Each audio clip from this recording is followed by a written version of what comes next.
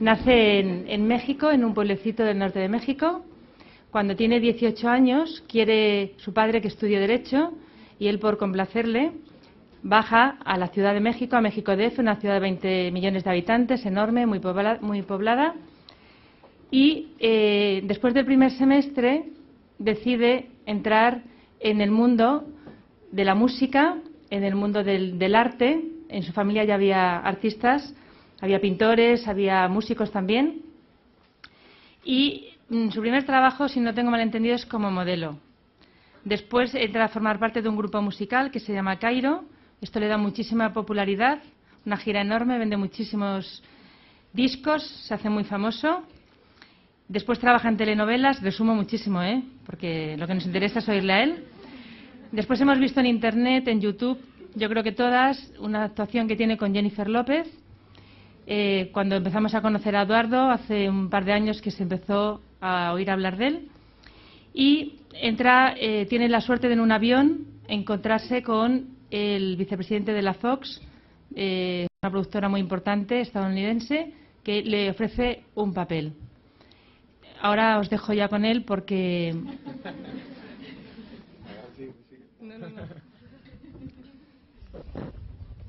Buenos días. ¿Cómo están? Yo también estoy muy bien, gracias por invitarme. Es un placer para mí estar aquí con ustedes esta mañana. No estaba planeado, salió a última hora, pero bueno, así es como trabaja Dios, ¿no? A última hora, deja lo último, lo mejor para el último también, ¿no? Bueno, como ya lo han dicho, mi nombre es Eduardo Verástegui, mexicano. Y ¿qué les puedo decir? Hay muchas cosas, pero como me dieron solamente unos 20-30 minutos, vamos a tratar de comprimir todo lo que les quiero decir, que yo creo que va a ser importante. Pero bueno, les voy a contar un poquito de qué fue lo que pasó en mi vida cuando yo me mudé a Los Ángeles, California, que es donde ahora vivo, donde ahora radico. Yo me mudé a Los Ángeles hace 8 años con el sueño de querer ser actor en Hollywood. Yo soy originario de un pueblito muy pequeño que se llama Jicotencatl, y desde los 14 años el sueño más grande que yo tenía era que algún día iba a vivir en Los Ángeles, California, iba a hacer una película en inglés en Hollywood. Y finalmente, años después, ese sueño se hizo realidad.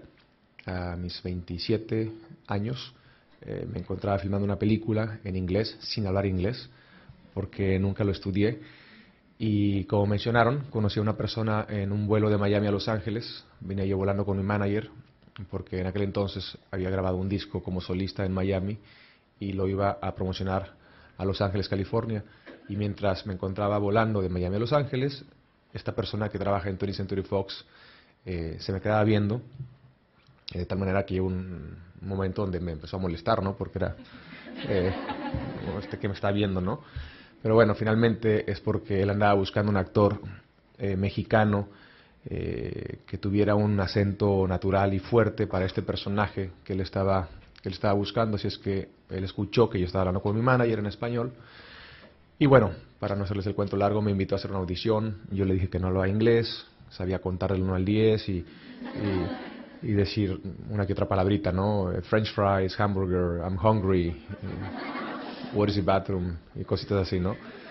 Y él me dice, no te preocupes, es muy poco diálogo, es una muy buena oportunidad para ti. Yo te voy a presentar a una amiga mía que es maestra de inglés y bueno, te doy la oportunidad, ¿por qué no? Bueno, pues me preparé durante 3 meses, me aprendí de memoria las 5 páginas de la audición, le llamé y le dije que ya estaba listo, voy a Los Ángeles, California, y justamente antes de llegar al cuarto, al salón donde se encontraba la directora para que me conociera y hacer la audición, él me dice, Eduardo, todo está ya listo, yo te quiero ayudar, yo creo que tú vas a ser el personaje, pero la última palabra la tiene la directora. Así es que ella no sabe que tú no hablas inglés, tú solamente pues pretende y sonríele y haz tu audición y te vas y yo me encargo de lo demás. Porque si se entera que no hablas inglés, pues va a ser casi imposible que te dé el personaje. Eso me puso muy nervioso. Yo llevaba ya casi 10 años de estar trabajando en esta carrera como actor y como cantante. Tenía la experiencia, pero nunca había hecho una audición en un idioma que no dominaba. De por sí, actuar es difícil. Ahora, imagínense, actuar un idioma que no es el tuyo, pues es todavía más complicado, ¿no? Hay mucho nervio. Y finalmente, pues entro a este salón, está la directora, muy contenta, pásale. Y yo aprendí, obviamente, lo necesario, ¿no? How are you? Good morning. I am ready, ¿no? Entonces empiezo a hacer la audición y de repente me interrumpe y me empieza a decir una cantidad de cosas en inglés. Y yo por dentro me estaba muriendo porque no le entendía nada. Le entendí una palabrita por aquí, otra por allá, otra por aquí, otra por allá. Y lo demás era... Así era como yo lo entendí en ese momento. Entonces yo metí las manos a la bolsa, me le quedé viendo con una sonrisa. Y yo, of course. Sure, yeah, yes.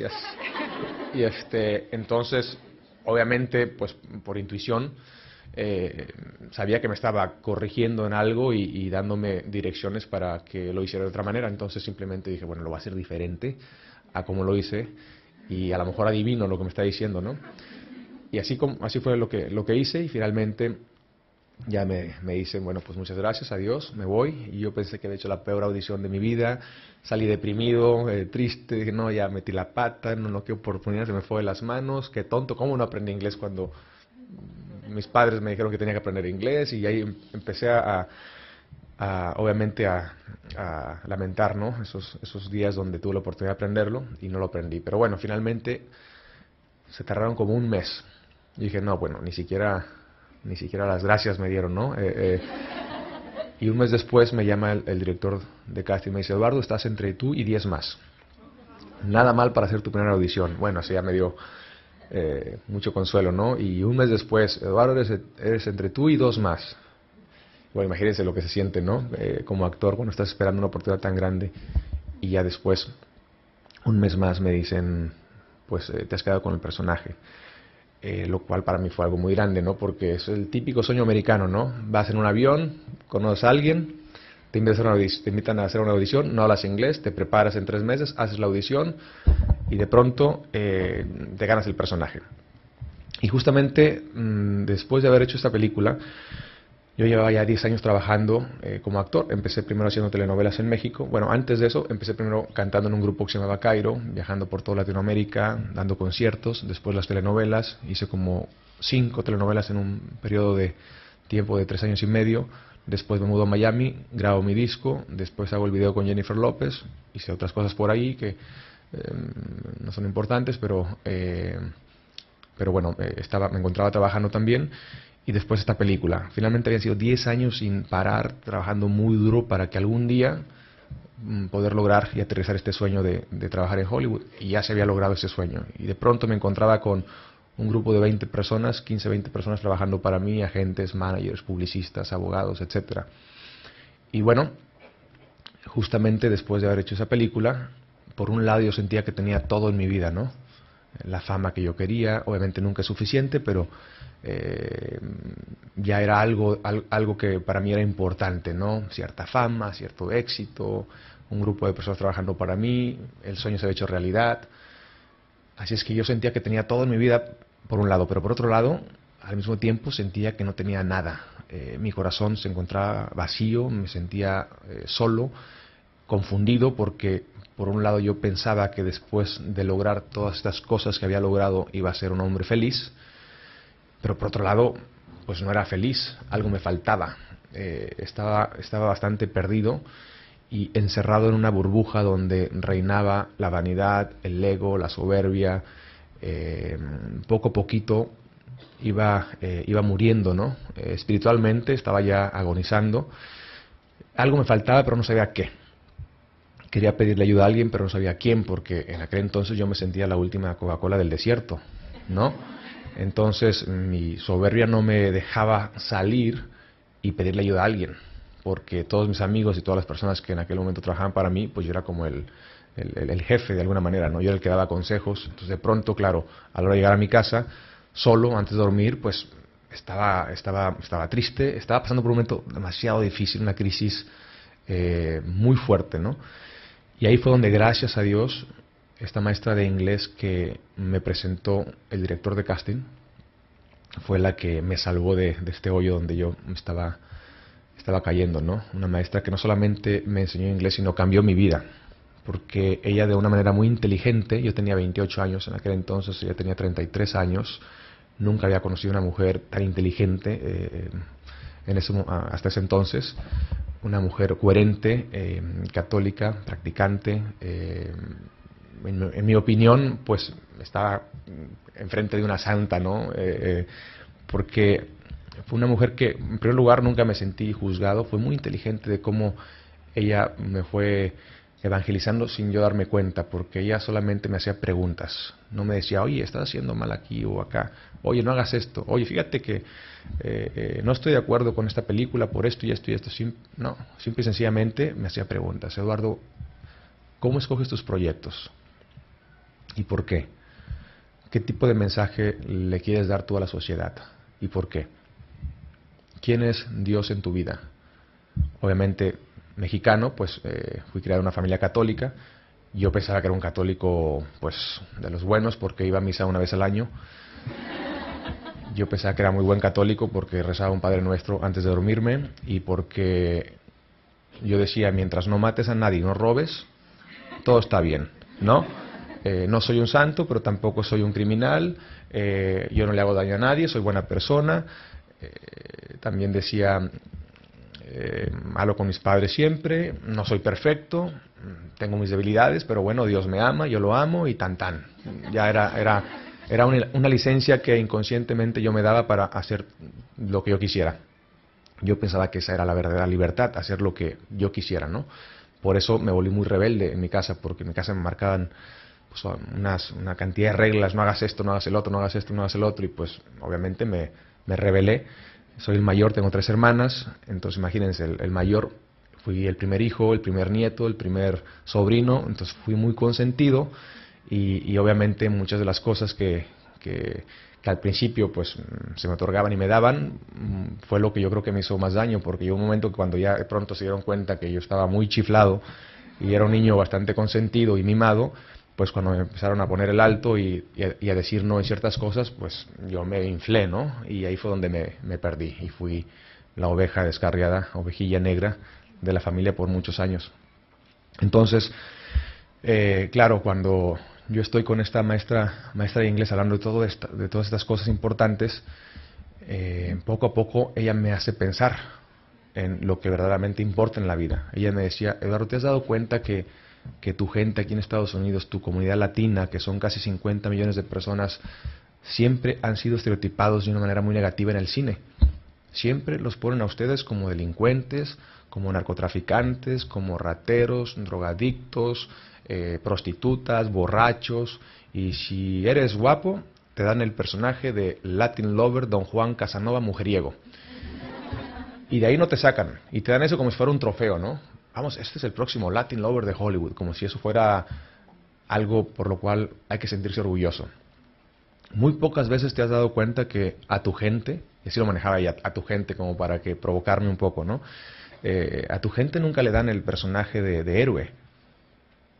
Y no de héroe como Superman o Batman, sino el héroe de todos los días. Nunca vemos a un latino siendo una persona honrada, honesta, fiel a su esposa, leal a sus amigos, un hombre dispuesto a sacrificarlo todo por su familia, por su esposa, por sus hijos, trabajador, íntegro, de fe, humilde. Nunca vemos eso. ¿Por qué? ¿Tú qué estás haciendo? ¿Tú eres parte del problema o de la solución? ¿Tú realmente estás tratando de elevar tu cultura, mostrar el verdadero rostro de los latinos en el cine? La familia íntegra, alegre, tu música, tu cocina, sus colores. Y yo, pues no.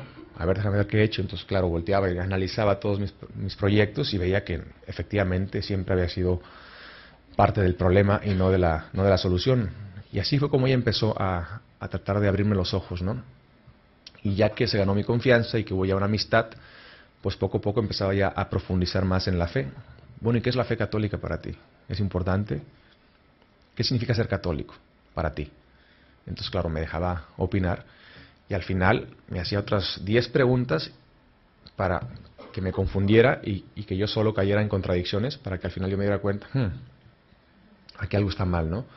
Se dio cuenta que también yo creía que el verdadero hombre era el que tenía muchas novias, ¿no?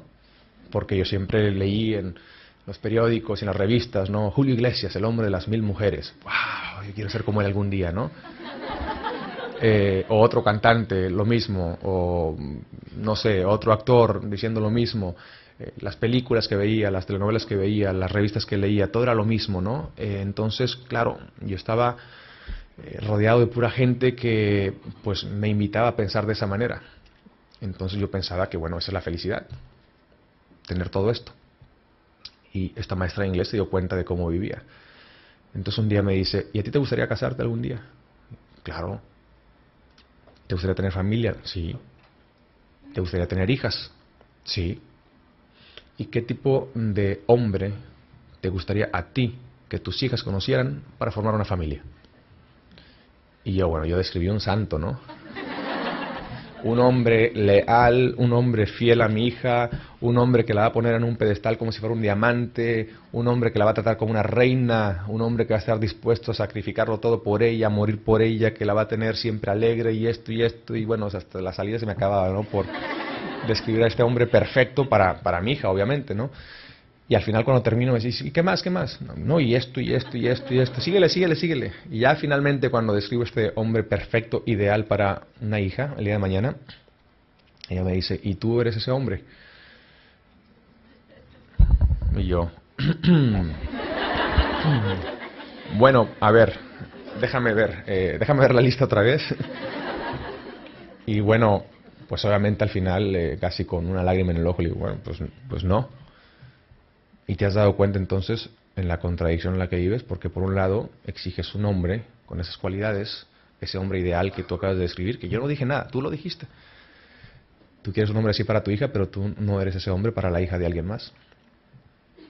¿Y cómo vas a reconciliar eso? ¿Y ahora qué vas a hacer?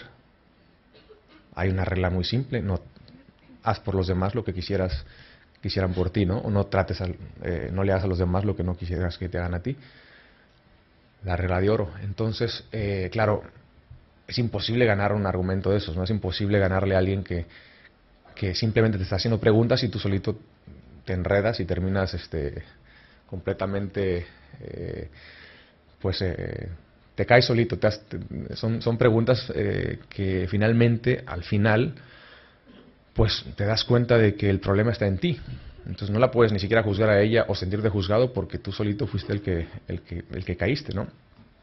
Y me dice, ¿qué vas a hacer ahora? Y ahí fue donde yo descubrí realmente que estaba utilizando a las mujeres como objetos. Yo me estaba utilizando a mí como un objeto, no la respetaba y no me respetaba a mí mismo.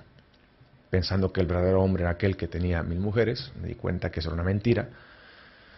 Una mentira, nunca había tenido modelos a seguir en aquel entonces también. Todos mis amigos, mis tíos, mis primos mayores pensaban igual que yo en aquel entonces.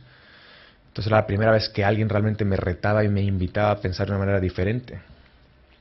Me di cuenta que no era coherente en mi fe, que no era congruente, que por un lado decía soy esto, pero por otro lado mi manera de actuar era completamente opuesta a la que esto representa. Me di cuenta también que el sexo es un regalo de Dios y es sagrado y se tiene que cuidar y preservar para compartir ese regalo con la persona más importante de tu vida.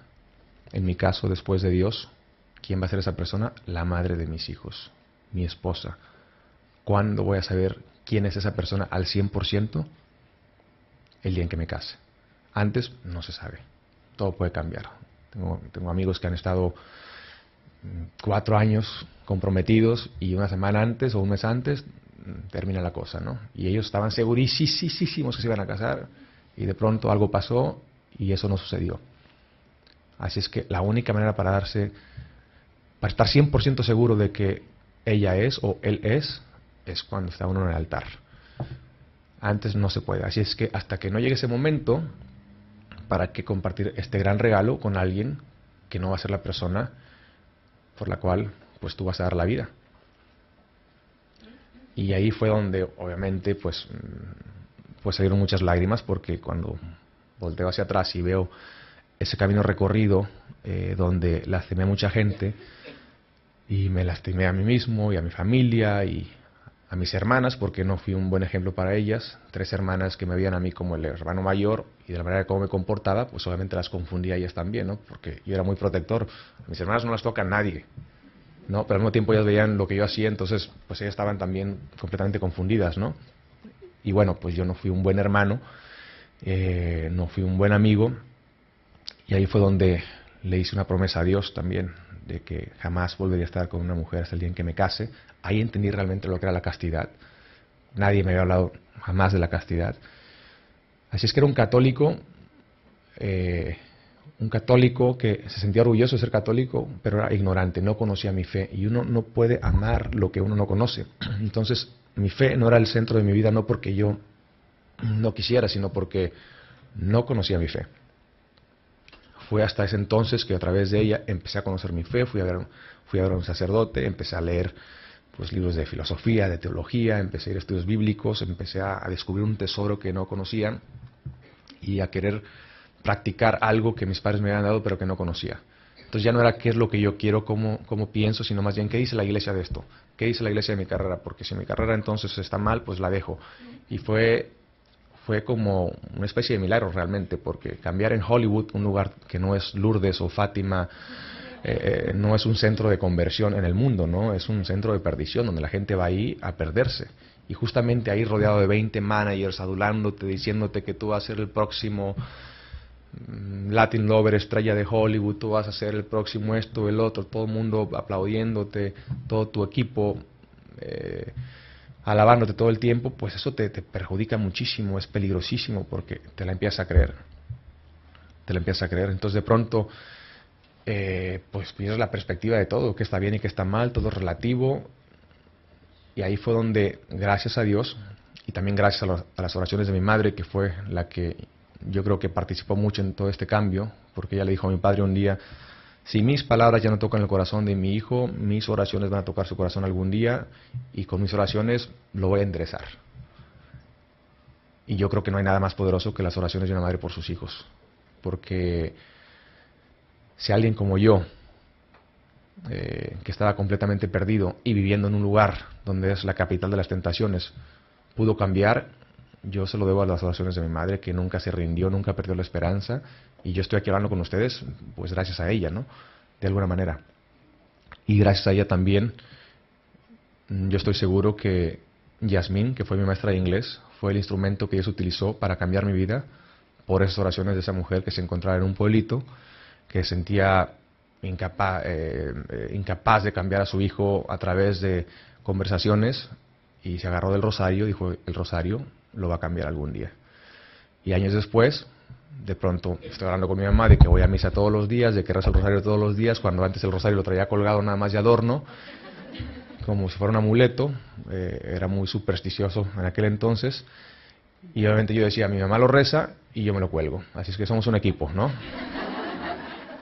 Y cuando ella se da cuenta de que empiezo a rezar el rosario todos los días, empiezo a ir a misa todos los días, pues obviamente ya, imagínense la alegría que ella sentía como madre, ¿no? De que las oraciones funcionan. Así es que si hay madres por aquí, bueno, todas están muy jovencitas, pero si hay alguna madre por ahí y tiene hijos y alguno de ellos es alguna ovejilla descarriada, no se rindan, no pierdan la esperanza, porque si alguien como yo cambió, no hay excusas. Todo el mundo puede cambiar, si esa persona quiere cambiar. Obviamente yo en aquel entonces yo quería cambiar, no sabía cómo, pero había algo dentro de mí que quería hacer algo más profundo con mi vida, quería cambiar mi vida, pero no sabía cómo. Entonces ya había un deseo de corazón de buscar la verdad, de buscar la verdadera libertad y de querer hacer el bien. Pero me la pasaba haciendo el mal sin darme cuenta. Y a veces dándome cuenta, pero ¿qué pasa? Que lastimas tu conciencia y tu intelecto está completamente ya lastimado, que ya estás anestesiado, ya ni te das cuenta de que está bien y que está mal, y hay un momento donde ya estás completamente, pues vas de bajada ya sin darte cuenta. Y si te das cuenta, lo justificas todo. Bueno, pues es que pues soy muy débil y está muy difícil, todo el mundo lo hace. Yo creo que Dios no me va a juzgar por esto, Dios es muy bueno. Y yo lo amo, y Él sabe que yo lo amo, y Él me ama también, así es que no pasa nada. Y así te vas mintiendo hasta que te crees esas mentiras, y tú solito te armas una religión a tu manera, que te acomode, y es aparentemente muy cómodo, pero pues obviamente tarde o temprano te estrellas y te das cuenta que el camino no va por ahí. Así es que Yasmín fue ese instrumento que cambió mi vida, y gracias a ella pude hacer estas promesas de no volver a estar con una mujer hasta el día en que me case. Han sido 7 años ya de castidad, que han sido los 7 años más bonitos y más alegres de mi vida. Nunca había tenido tanta paz como la he tenido en estos 7 años. Y yo le digo a mis amigos hombres que dicen, pero eso es un Eduardo, pero ¿cómo? Mis amigos de aquel entonces, ¿no? Eso es muy difícil, eso es ¿cómo? O sea, ¿cómo le haces? Digo, no es que no es difícil, es imposible. Pero con la gracia de Dios todo es posible. Y lo primero que tienes que reconocer es eso, que para un hombre hoy en día hay cosas que cuestan mucho trabajo. Pero precisamente reconociendo esa debilidad es como tú vas a buscar a Dios para que Él te ayude. Y es por eso que para mí lo más importante es ir a misa todos los días. No hay nada más grande en la tierra que la Sagrada Eucaristía. Ahí es donde uno va a encontrar la verdad y va a encontrar todo lo que uno necesita para ser santo. Porque también yo descubrí en aquel entonces que el propósito de mi vida no era el de ser una estrella de cine o un actor famoso de Hollywood. Todos esos sueños que yo tenía antes eran sueños finalmente mundanos. Yo pensaba que ese era el propósito de mi vida. Y yo me di cuenta que no nací para ser una estrella de cine, no nací para ser un actor de Hollywood. Esos son medios nada más, medios que si los utilizas para bien, puedes hacer mucho bien a la sociedad, pero no es el fin de mi vida, no es el fin de nuestras vidas. El que ustedes sean el día de mañana maestras o doctoras o licenciadas, abogadas, esposas, son medios nada más, pero no es el fin de sus vidas. El fin de sus vidas, el fin de nuestras vidas es el de ser santos. Para eso hemos nacido, para eso fueron creadas. Para eso fuimos creados, para conocer, amar y servir a Dios.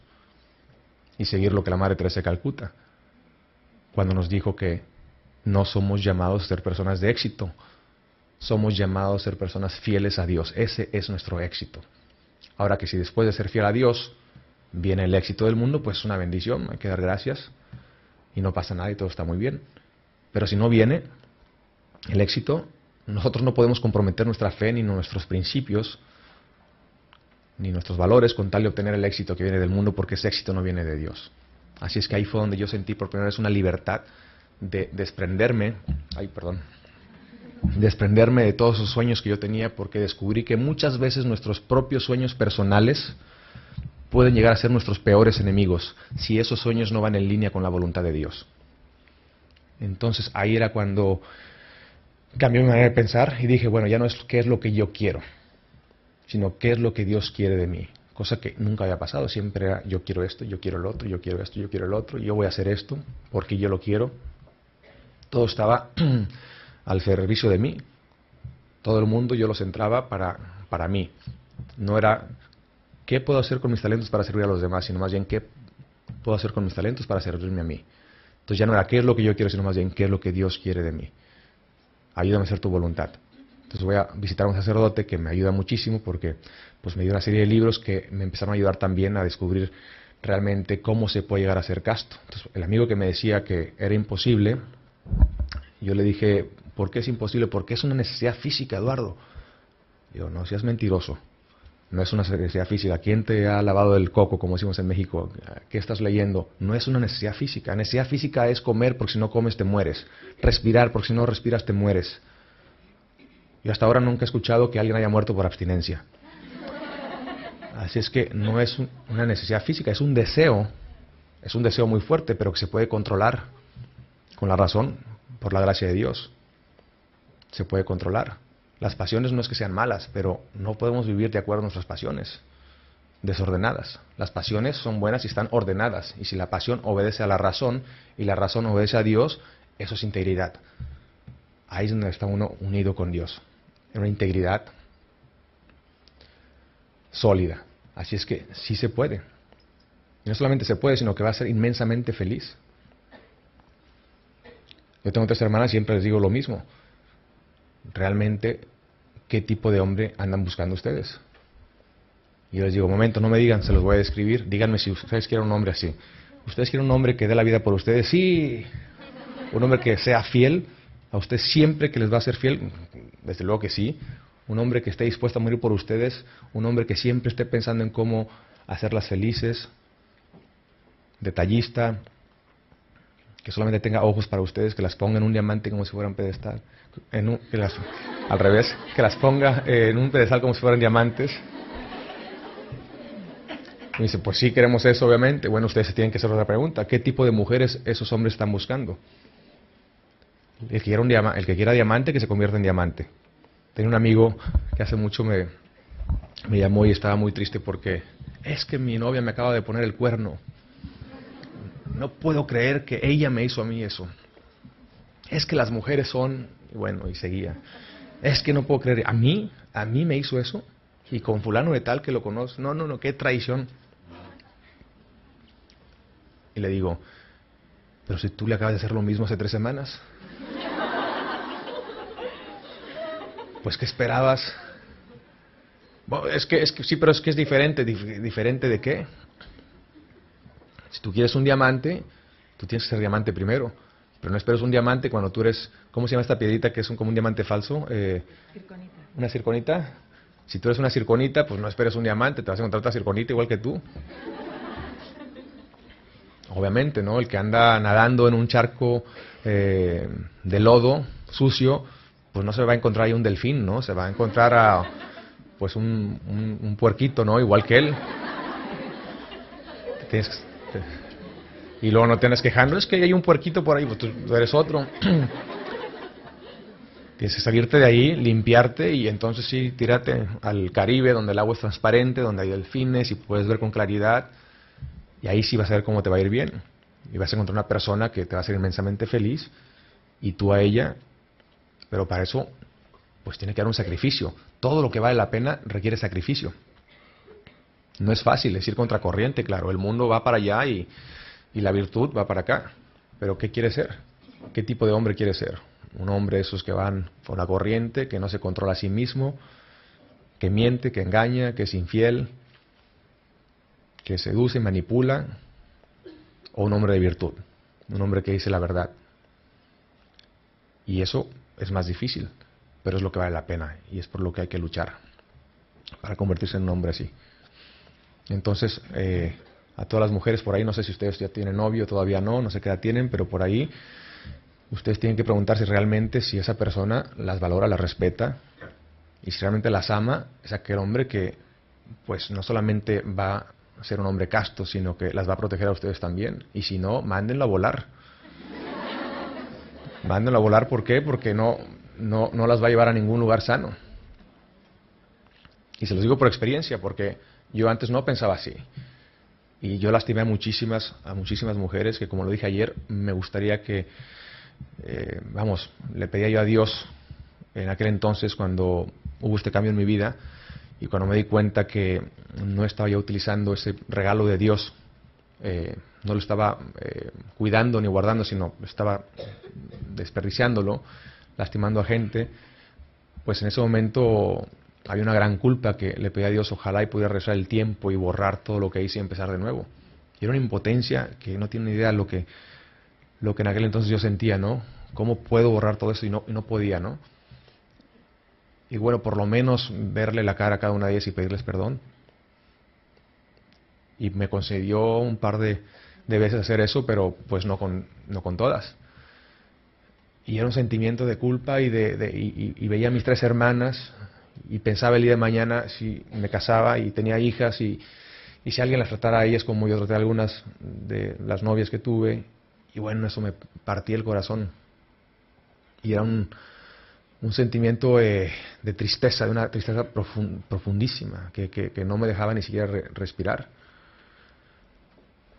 Y por eso cada vez que estoy enfrente de mujeres, aprovecho esta oportunidad también para, primero, decirles que si alguna de ustedes ha sido lastimada por un hombre, si alguna de ustedes todavía tiene ahí una herida abierta causada por un hombre, quiero aprovechar esta oportunidad para, en el nombre de todos los hombres, pedirles perdón.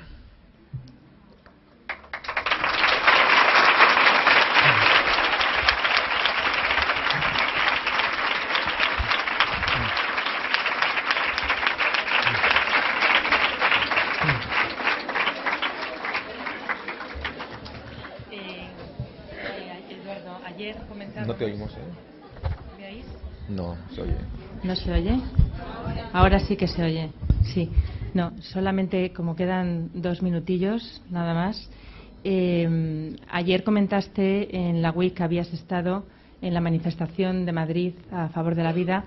Aquí en España nos están poniendo muy fácil y aquí hay muchas chicas jóvenes que saben que tienen un bombardeo permanente para tener relaciones prematrimoniales, para utilizar la píldora del día después y se nos pone cada vez más fácil abortar. ¿Qué nos dirías tú para concluir en esta tertulia? En 2 minutos.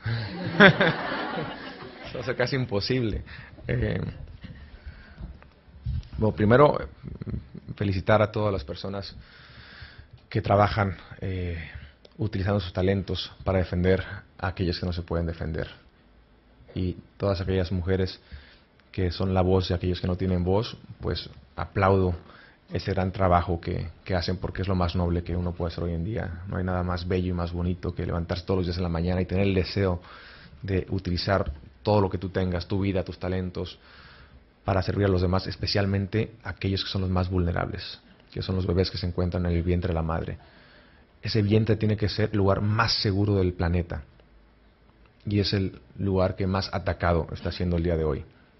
El vientre de una madre tiene que ser, bueno, uno cada vez que ve a una mujer tiene que hacer una reverencia por ese vientre que llevan cada una de ustedes. Es el lugar más sagrado y más precioso. De ahí venimos todos. Yo, mi madre, bueno, pues imagínense, 9 meses me tuvo en ese vientre, donde me alimentó, me dio amor, calor. Es un lugar mágico, es un lugar sagrado, es un lugar donde Dios escoge, de todo lo que hay en todo el universo, escogió ese vientre para hacer lo que a Él más le gusta, una vida. ¿Y qué es lo que está pasando hoy en día? Pues el enemigo quiere destruir ese lugar sagrado. ¿Cómo? Manipulando y engañando a través de los medios de comunicación, a través de la política, a través de lo que sea, para hacerle pensar al hombre y a la mujer, sobre todo a la mujer, de que está bien, no pasa nada. Es como ir a un dentista y que te da una limpieza dental, y es normal. Es lo mejor que una mujer puede hacer cuando no está preparada para ser madre. Y poco a poco esa mentira se ha ido normalizando a tal grado que muchas veces por ignorancia van jovencitas a abortar pensando que esa es su mejor salida. Yo voy todos los sábados a las clínicas de aborto en Los Ángeles, California, a hablar con ellas. Y oigo cada historia que, bueno, son historias trágicas que tratas tú de ponerse en sus zapatos y tratar de entender algo que muchas veces pues no entiendo como hombre, ¿no? Pero lo que sí entiendo es que tenemos que ayudarnos. Tenemos que, en lugar de juzgar, ayudar, servir, cuidar, proteger, ofrecer cualquier tipo de ayuda. Yo soy optimista y tengo la esperanza que algún día el aborto va a ser ilegal en Estados Unidos, en México, en España y en todos los lugares donde hoy en día el aborto es legal. Y como decía la Madre Teresa de Calcuta, no va a existir la paz en el mundo mientras exista el aborto. Y tenemos que hacer, no sé si me va a tocar verlo, eso ya es cosa de Dios, Él sabrá cuándo, porque Él lo puede hacer ahorita en un segundo. Nosotros solamente somos sus instrumentos y vamos a hacer lo posible para terminarlo. Pero cuándo va a ser ese día, no sé. Pero eso no me quita las ganas y el deseo de seguir ayudando y tratar de hacer una diferencia. Así es que, número 1, pues hay que defender a aquellos que no se pueden defender. Con todo lo que son ustedes, con todo lo que Dios les ha dado, hay que ponerlo a ese servicio. Hacer por los demás lo que quisieran por ti. Si tú estuvieras en el vientre de una madre, ¿cómo te gustaría que te trataran si estuvieras corriendo el riesgo de ser abortado? No, pues no me hubiera gustado que me abortaran. Bueno, pues entonces hay que proteger al vecino, ¿no? Por otro lado, el problema se puede solucionar solamente promoviendo la castidad. Porque cuando yo hablo con ella, sí, igual salvamos una vida, pero si esa persona, esa mujer, no cambia su vida, al día siguiente, después de que da luz y lo da en adopción o se queda con él, se vuelve a embarazar otra vez y va a ir a abortar, si no tenemos la suerte de encontrarnos con ella en la entrada de la clínica. Entonces, no solamente salvar vidas, sino cambiar vidas, dar una formación, una educación para que esa madre el día de mañana le dé una educación sólida a su hijo y que ese hijo que ahora ella ha aceptado en darle la oportunidad de vivir, el día de mañana pues no sea un delincuente, porque en los barrios donde nosotros vamos son barrios donde existe mucha pobreza, donde hay muchas pandillas. Entonces es muy fácil, sí, salvar una vida y bueno, ahí te ves, adiós, hasta luego, buena suerte. Si uno no le da seguimiento a esa madre para ofrecer una formación, entonces pues la cosa se vuelve más peligrosa, porque entonces pues son futuros pandilleros, ¿no? Entonces aquí la cosa es dar una formación, cambiar vidas, para que esa mujer que cometió pues un error de tomarse unas copas y acostarse con un muchacho que conoció esa noche, no lo vuelva a cometer. Que se respete a sí misma, que se dé cuenta que ella tiene una dignidad y que ella vale. Y que lo más importante es que cuando ella se respeta, los demás la van a respetar. Por eso es bien importante incluso en el cómo vestirse como mujer. En Estados Unidos es muy difícil vivir donde yo vivo, porque imagínense, todo lo que les estoy contando no es muy bienvenido ni muy popular en Hollywood. Yo empiezo a hablar de castidad, empiezo a hablar del amor de Dios, empiezo a hablar de cómo hay que vestirse bien para no provocar al hombre. Obviamente pues los hombres son débiles, las mujeres están hablando de castidad, pero llegan en minifalditas y caminando de una manera un poco coqueta y todo, pues obviamente hay una incoherencia, ¿no? También tenemos que protegernos como hermanos y es importante también el vestirse con elegancia, pero también pues con modestia, ¿no? Entonces, por un lado es eso, y por otro lado hay obviamente una gran campaña de promover pues las pastillas para no embarazarse, pero pues ustedes están en un colegio que se les da una formación donde reciben ustedes la verdad. Y es importante que esa verdad no solamente se quede aquí en su corazón, sino que salgan como misioneras.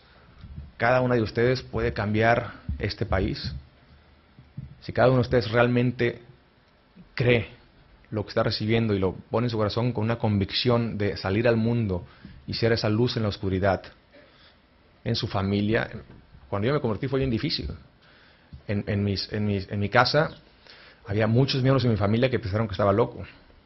Mi papá al principio ni siquiera comprendía, aunque mi madre estaba feliz. Yo con mi padre, bueno, fue un enfrentamiento al principio muy difícil, porque él no entendía que su hijo, pues que estaba en la cima de la montaña, ahora ya no estuviera trabajando, porque yo le hice una promesa a Dios de que jamás volvería a trabajar en ningún proyecto que ofendiera mi fe, mi familia o mi comunidad latina.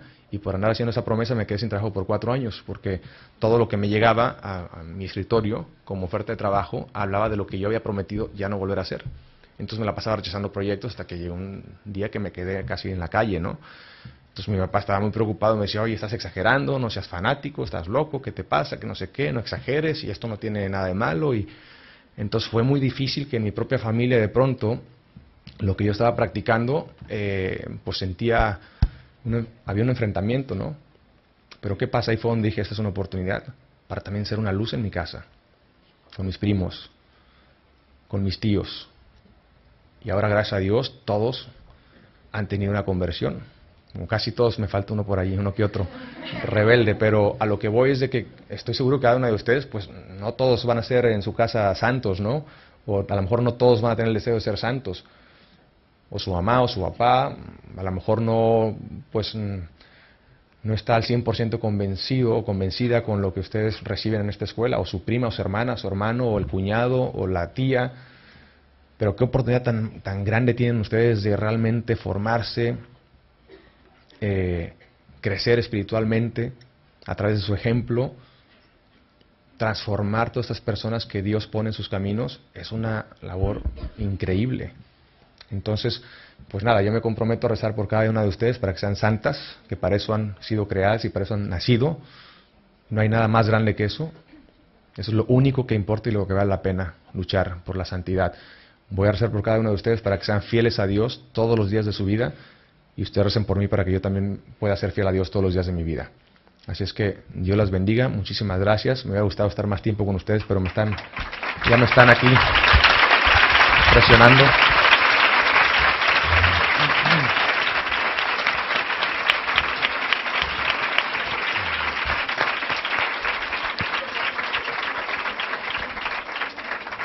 Para aquellas que rezan el rosario todos los días, ahí se acuerdan de mí en alguna década, ¿eh? Y yo por ustedes también. En nombre de Pineda te damos muchísimas gracias por haber estado aquí con nosotras y estoy segura que a todas nos ha llegado tu mensaje y que cada una no solo lo llevaremos en nuestro corazón, sino que pensaremos en qué medida podemos imitarlo. Muchas gracias, Eduardo. Gracias. Una cosa más rápidamente. También para aquellas que quieran ver el trabajo que estamos haciendo con Manto de Guadalupe, vayan a nuestra página, a nuestra web, que es mantodeguadalupe.com. Ahí próximamente va a haber muchos videos también pro vida que van a ser herramientas que ustedes pueden utilizar para el día de mañana, mostrar esos videos a personas que de pronto pues no les quede claro realmente qué hacer cuando están embarazadas. Estos videos están diseñados para salvar vidas, así es que visiten nuestra web, mantodeguadalupe.com. Dios las bendiga, buenos días y que tengan un buen día.